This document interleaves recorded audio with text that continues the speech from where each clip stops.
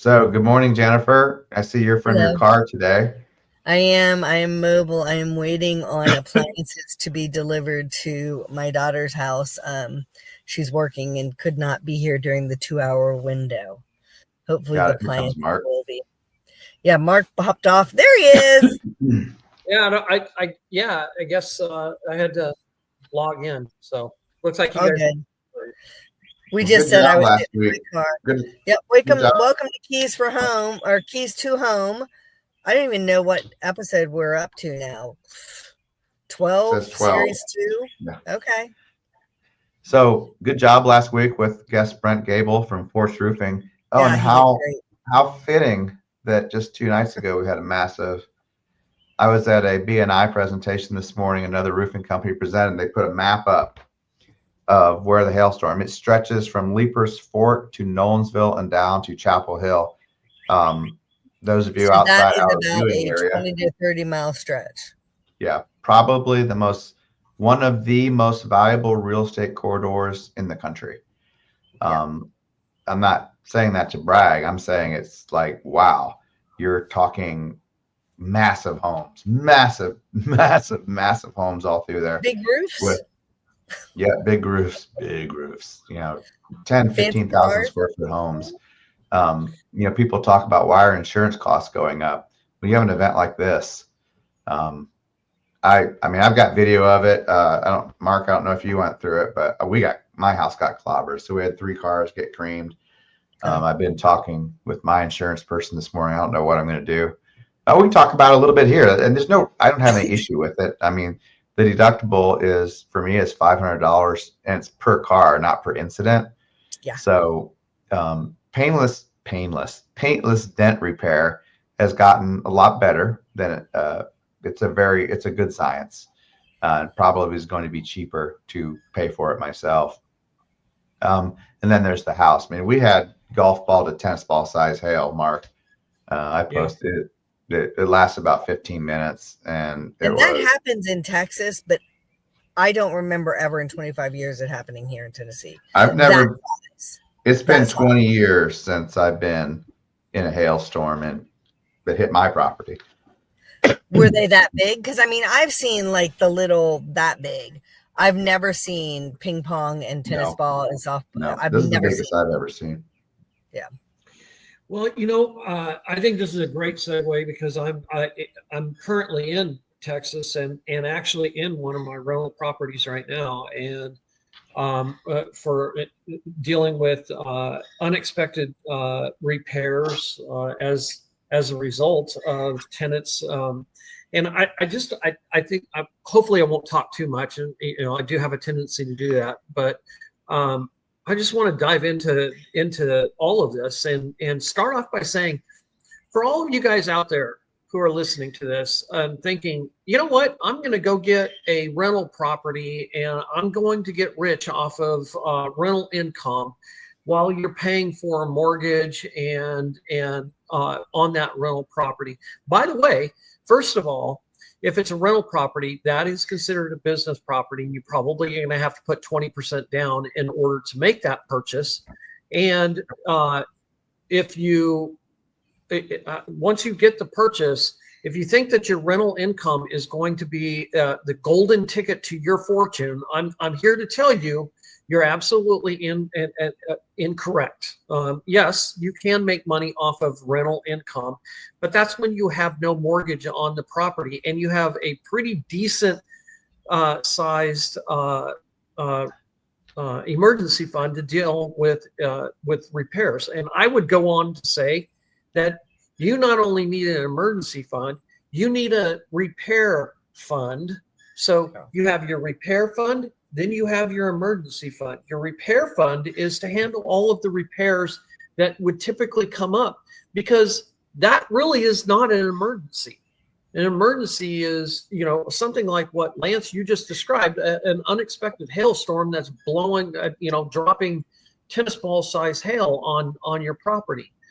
Okay, so I'm saying all this, and yes, you can hear the tone in my voice, and it's intended to be there because I walked into, I had a tenant that fantastic people, awesome people.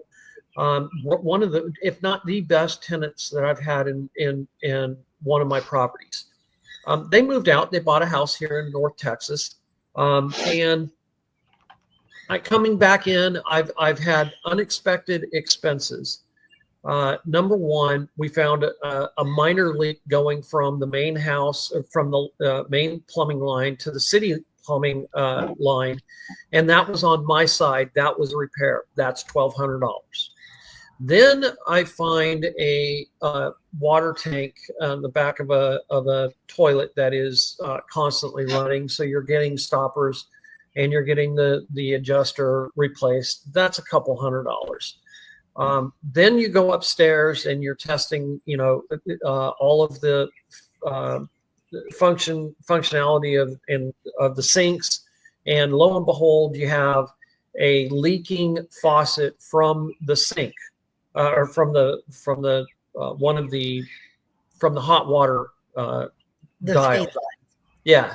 And so then you think, oh, okay, I'll go and I'll get, a new faucet, because really it's pretty much cheaper to just buy a new faucet system. And before you put that in, you kind of do an inspection of the sink, and you find, oh, what is this? And what you find is that the sink was broke. I mean, literally broke.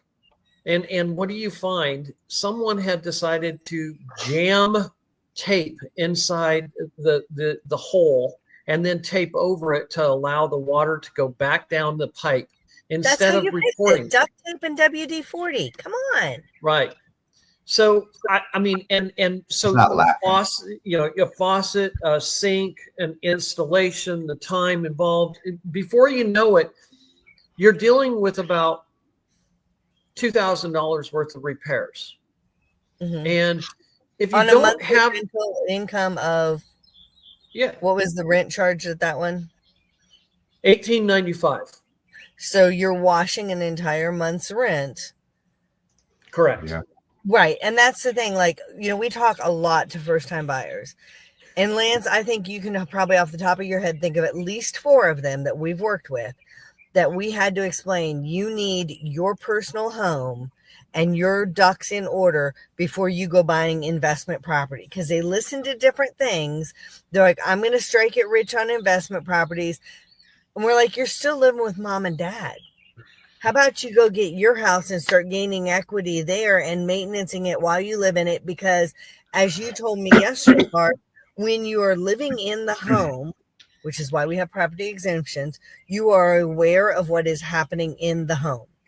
Right. Small, large. Now, that being said, I could forget that an outlet in a back bedroom that no one's really in is loose.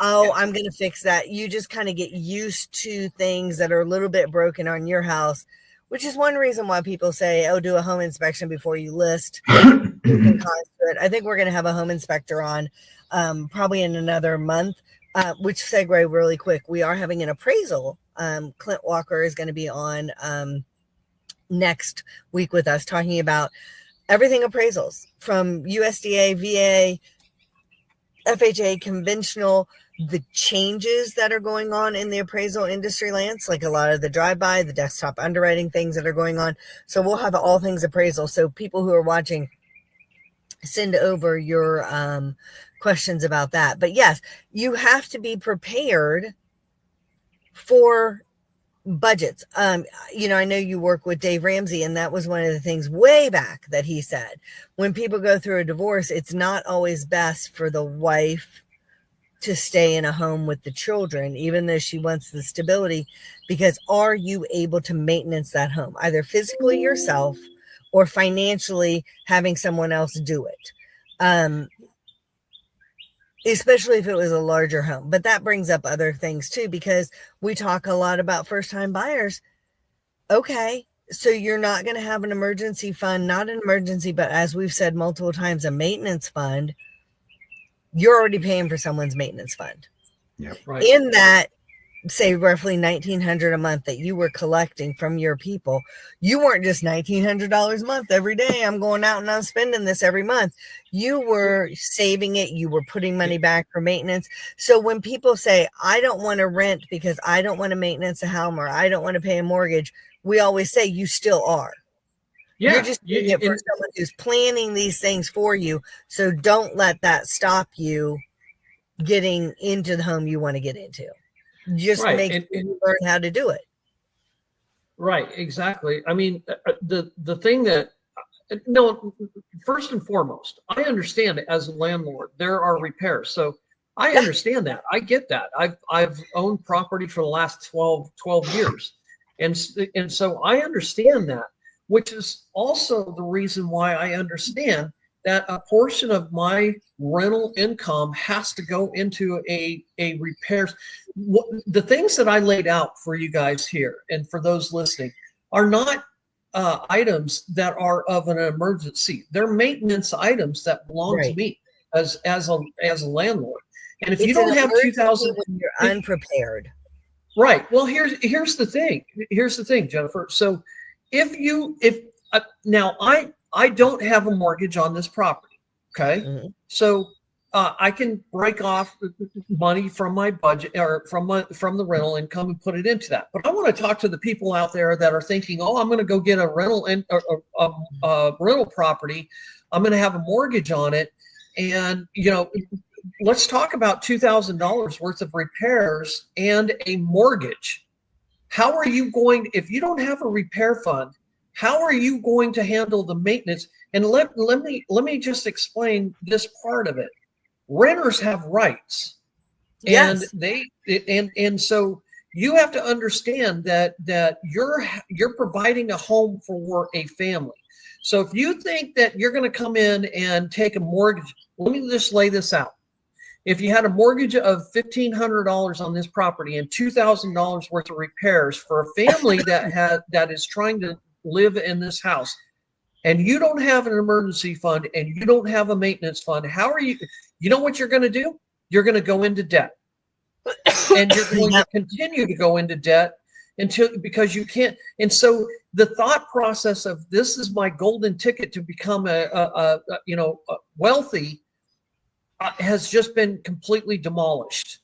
Well, and let's think about this for a second. You said $2,000 on some plumbing issues. And most plumbing issues that I see are 2,000 and under, most of them, because you usually catch them before they're absolutely insane. Texas, what if it's the HVAC? Oh, you are not allowed to rent a home, I believe, without HVAC there, are you? Or some kind of cooling mechanism besides box fans. Right. Absolutely. I mean, look, the repairs that we had, there were 4 different repairs that totaled up into about the $1,800 to $2,000. I don't have the total amount, but it's around that amount right now. HVAC, I mean, it's 100 right now. Most people's air conditioner, this is the end of May, have been running pretty much regularly now since probably the 1st of May. The fact of the matter is, in 2 weeks, we're going to be in the upper 90s. By July, we'll be in the hundreds. And you're running. Let's build on what has happened. Okay, you have a mortgage of $1,500. You have $2,000 worth of debt, and all of a sudden, in the middle of July, the compressor goes out on your air conditioner, or the blower fan comes out, it blows up on your you're out of Freon air handler. You can no longer add the Freon that you used to be able to put in because now you have to have Freon. That system is outdated. That was mandated as replacement in Texas years and years ago.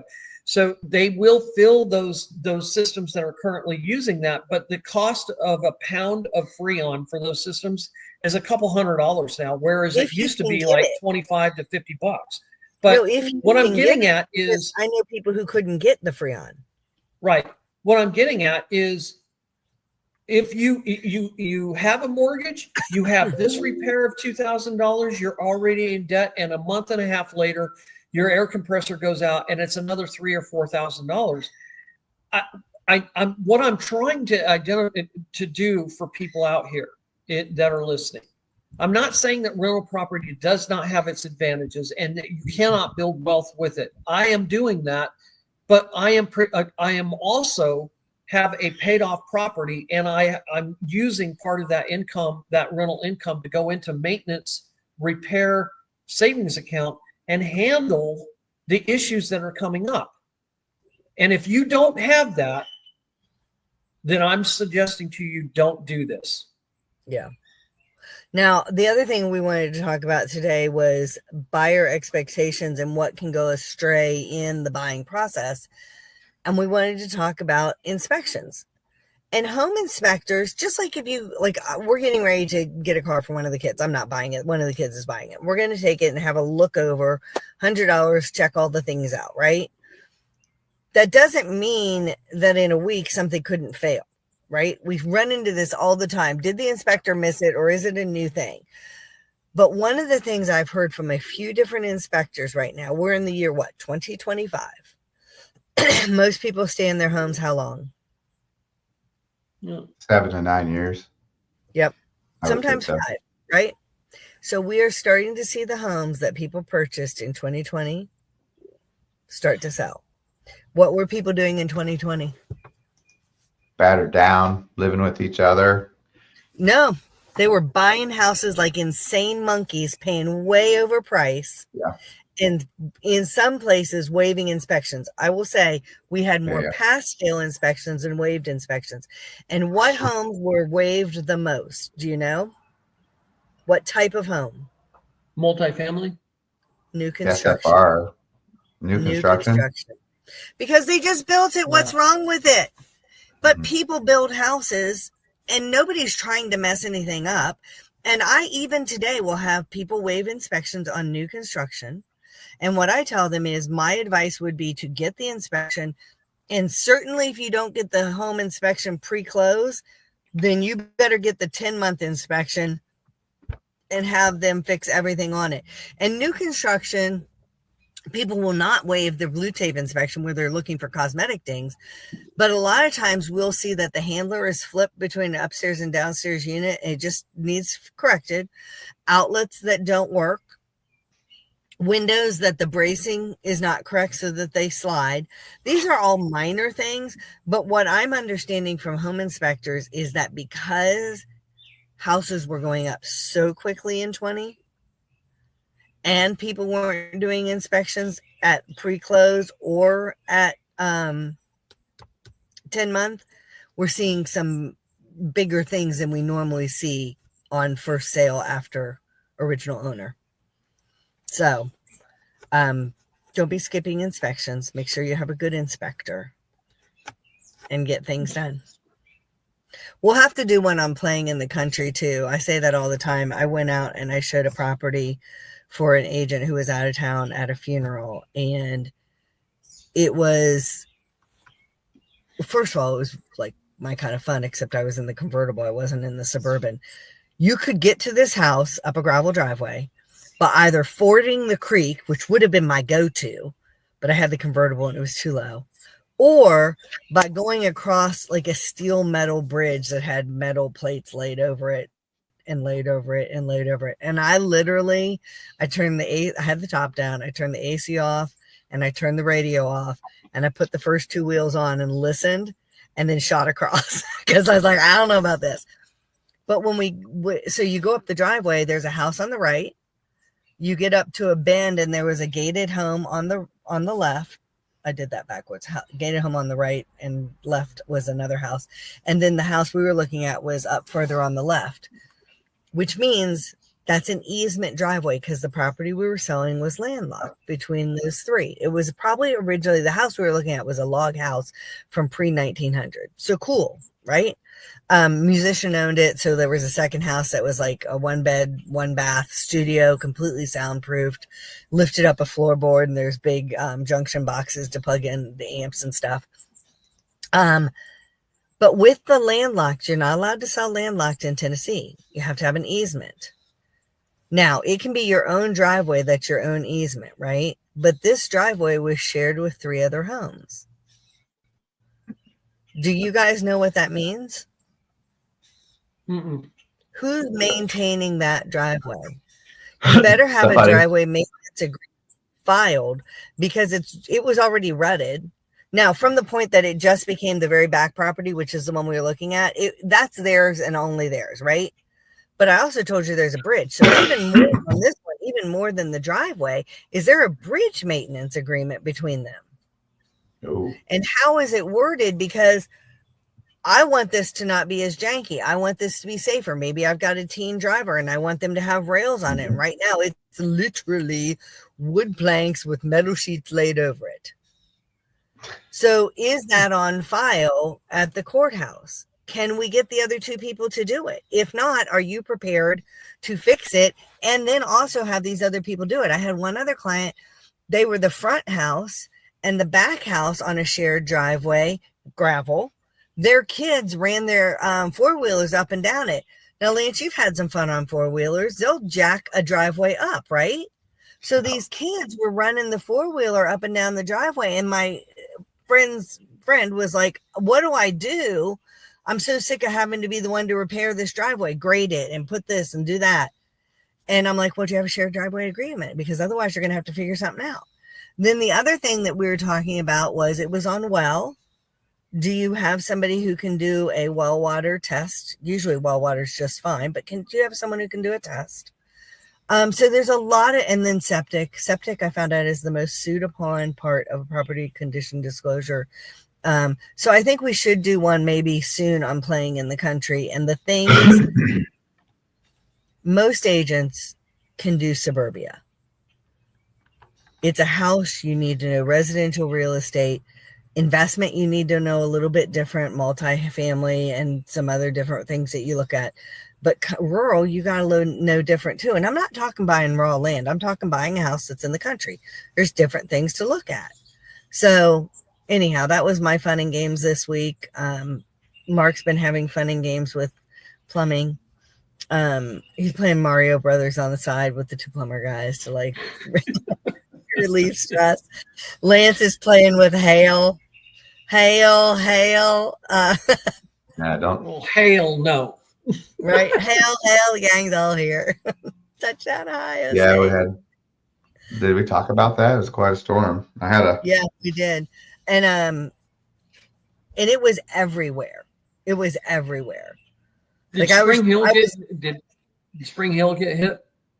Yes. And there were tornadoes, and I was in Bellevue. Bellevue was getting rocked, and then Winchester got rocked twice. And so I'm pulling up my security cameras trying to see if there was anything going, but it skated just north of there. And you know, this is something else. When I say I play in the country, they'll say things like it's going through only Tennessee, and now it's at Lyles, and now it's at this, and they're naming smaller towns, but then they'll zoom in and they'll be, this is at, see if I can, for the life of me, think of any small town road, because right now I'm not being able to think of anything. It's at the corner of Mooresville Lane and such and so. And I'm like, oh, I've got clients there. So literally, as these things are going off, I'm also texting different clients, hey, are you weather aware right now? Or do you know that this is going on? Or it's coming to you. One just popped. It'll be at you. And they're saying 10, 15 minutes. So I'm sending these things. Like with me, I'm not just buy the house and I'm out of your life, or sell the house and I'm out of your life. I also will go the next day after a storm, and I'm still doing it because this one was so large. So a lot of my day today is going to be calling and texting clients. Did you make it through okay? Is your family and friends okay? Do you need one of my connections? Do we need a roofer? Do we need a siding person?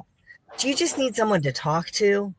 I have had in my now 11 years of doing this, one house has been hit by a tornado that I was the seller or the buyer's agent, and we had to get them an engineer so they could, when it got to that time after like the process, I helped them find a rental, and then we had to get an engineer out at the time when they were ready to determine, could it be rebuilt or did it need to come down? And it wasn't that much damage visually. So I had gone through a hailstorm, a really bad hailstorm in the property that I'm in right now in 2016. We had anywhere from a grapefruit size, I think it was grapefruit size hail, That's too big. and That's down too big. to softball size hail. That's also too I have, oh, it was horrible, you guys. I have pictures of holes in the decking that are fist size. I stuck my arm through the decking. It went through, landed on the ceiling. And you're not talking a back deck. You're talking the decking beneath your roof. Yes, I'm talking about the decking below the roof. Don't know what you're talking about. When you have grapefruit to softball size hail dropping at 120 miles an hour, I have pictures of cars that look like they were bombed. And so the reason why I'm bringing this up is I suspect a lot of people, and this goes to organization, and what that storm did for me was it made me realize I had just, and probably like a lot of people and a lot of people listening to this right now, when was the last time you looked at your insurance declarations page? Right. Do you even know the house in half a second? Or do you even know what your insurance policy is, what your insurance deductible is, where your declarations page is at? Because one of the things that storm did for me in 2016, and I was just starting my journey towards my debt-free status. Those two storms, the two storms I had in 2016, is what was the catalyst for me to start my debt-free journey. But what it also made me realize is that if you're looking, if you've dodged this, or if you're coming through this on the other side, for those in Tennessee that are dealing with this right now, another strategy that I've used and I've passed along to some of my clients is have an emergency fund for those emergencies, right? Mm-hmm. But I also put a small little emergency fund in front of my main emergency fund that covers the deductible of my home insurance policy. Absolutely. and my car insurance policy.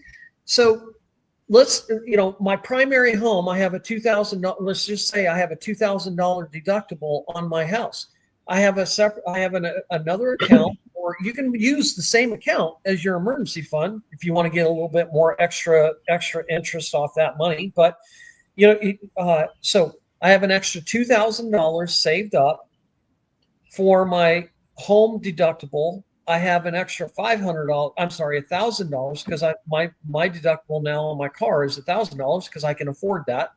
I can afford the payments. I don't need a $500 deductible. So I have an extra $1,000 saved up. So I have a total of $3,000 in this situation. I have $3,000 in addition to my emergency fund sitting there. And you can put it in it. I don't care how you do it.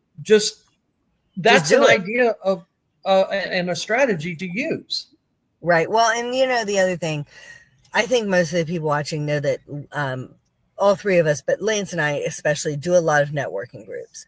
And I have heard numerous of the insurance agents saying, if you know somebody who's with this, and this company, please have them contact us, because a lot of the insurance companies in Tennessee are changing so that it is a deductible for roofs. Some of them have already done it for the whole house, but a lot of them are doing it because of the roofs, because we keep having such hail and wind events, that your deductible for your roof, on top of depreciation, starting year one with many of them, is 1% of the value of your home. Yeah. So instead of like my son had to have his roof replaced a year ago. He bought it in 23. So yes, a year ago, maybe 18 months. And his deductible was $1,000. And that we had set that up and we had looked at it when we were buying a house, because we didn't want him to be in a situation where he didn't have enough funds to cover his deductible. We did look at that. But we bought his house for what, $245, was it, Lance, I think? Mm-hmm. So that would have been another $1,500 instead of what that he would have had to pay. And that would have been very challenging. And these are changes that the insurance company has the right to make at your renewal. They can't just do it in the middle of your course. So when you get your renewal, you need to look at those. And you need to call and have a conversation with your insurance agent about it. The other thing that you should do is, did you do upgrades? Like, did you put in new windows? We'll put in new windows. So his home's windows are more valuable now. So do we have replacement coverage for those windows if a hailstorm came, that we're going to get those windows that were from 2023 as opposed to the windows that were in the house from 1967? Well, I'm glad that you brought that up, because from a financial coach position, and what I did, so I upgraded. I hate hail. I know, I'm probably not the only one.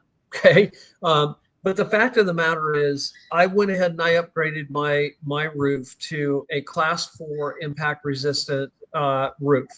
Now, that upgrade was about $2,500. It's not as expensive as a lot of people. I don't feel like when you're dealing with a $20,000, $25,000 roof, and your upgrade is, for a Class 4 impact resistant home or roof shingle, I went with that. That will handle up to 2-inch size hail. Now, here's the benefit. The cost of my upgrade, I think, was somewhere around $2,500, maybe $2,800 to go to a Class 4 impact resistant shingle. Yeah. I'm going to recoup the cost on that, because guess what? Most insurance companies, you need to get a printout from the roofer that states that this is certified as a Class 4 impact resistant roof.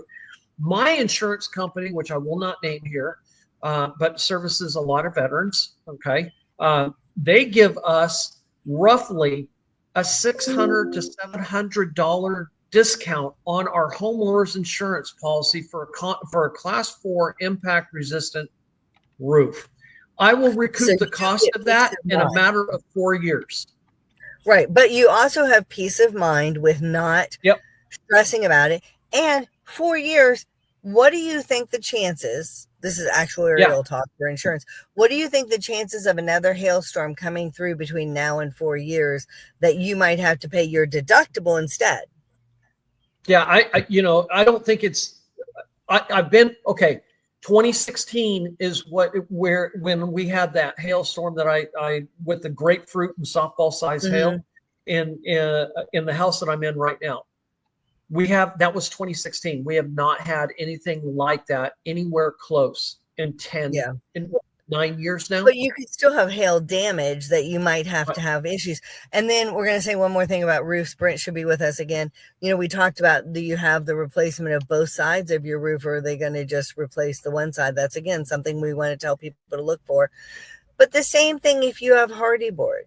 Like, let's say you have a wood house and you go back in with hardy board. Everybody's always like, oh my gosh, I don't want to tell my insurance agent. They're going to charge me more money because I've done this, that. And yes, we're going to have an insurance agent on. But if you go back with hardy board from wood, you are likely going to save money with your insurance. Now, I don't have an insurance license anymore, but that not as likely to burn, not as likely to have hail damage. All those things, and it's a longer lasting product, so you may save money.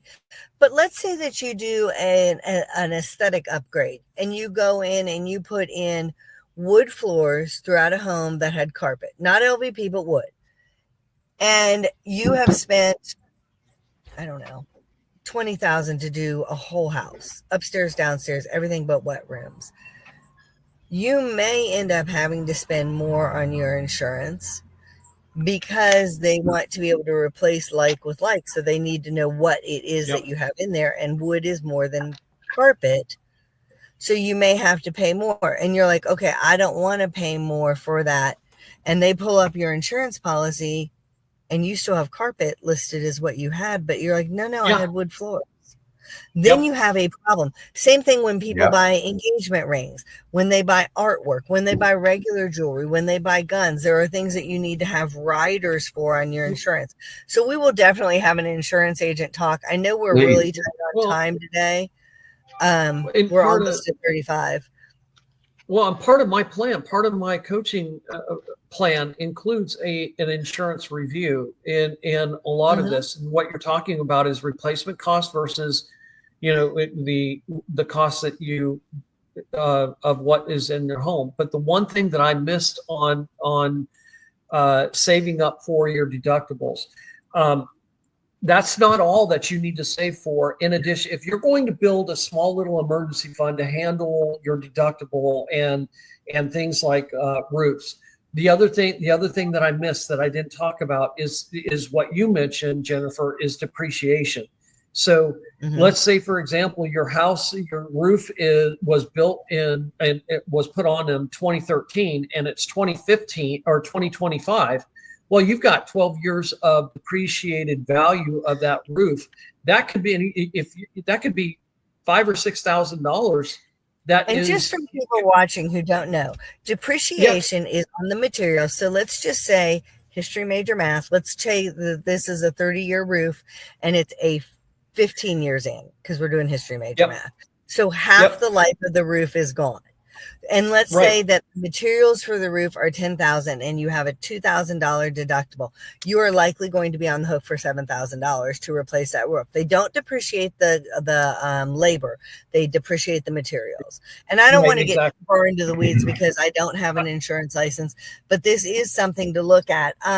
Lance, there was something I wanted to ask you about with the things that we were talking about. I know we're going to do the problems with loans that arise in loans.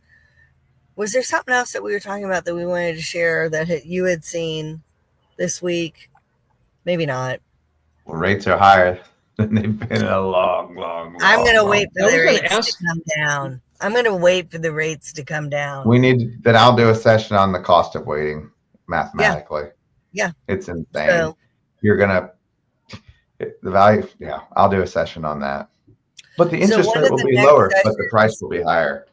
So we've got appraisals coming up, and then we want to do, I think it's your turn to focus. So maybe 2 weeks from now, we'll do the cost of waiting, and then maybe the insurance agent that we're talking about, and then playing in the country. And then we'll circle back around to the beginning. It'll be series 3, probably around the end of June. Yeah. So sounds good. Stay tuned next week for all our appraisal questions and how that works and who they are and why we need them and all the things. If anyone is going through the struggles of the summer, or I mean the springtime weather, just know that I think I'm not speaking for everyone, but I think it's safe to say that we're all thinking about you. If you need any assistance, you have any questions, don't hesitate to reach out. Just know that you don't have to do this alone. Right. There's people that care on this. Financially. We've got connections. You can coach them financially, but we've also got connections to people, especially if you're in the Middle Tennessee area. Somebody's coming and telling you your roof is shot. Do you want a second opinion? Someone's coming and telling you your structure is all falling apart and every Middle Tennessee home needs a sump pump in their basement. You need a foundation person you can really trust, whatever it is. And it is scary when you first see these problems, just like buying a house is scary to a lot of people, but that's why we're here. It's the keys to home. It's the keys to staying in your home. And we definitely want to help y'all. So anybody else, just a little bit of word, the sun will come up tomorrow. We're all going to get through this. The one thing that I hopefully can pass along is never give up on hope, and it will get better, and just kind of embrace it and try to get through it as easy as possible. Yeah. All right. Yeah. Speaking of sun coming up tomorrow, it's absolutely gorgeous, and it was yesterday, and you would not have known from the mugginess and the absolute torrential crap that we went through on Tuesday. So always another day, right? Yep. All right. Until next week, then we will, this will come out on Monday, Memorial Day, which, thank you to everybody who gave all and to their family that went through those losses.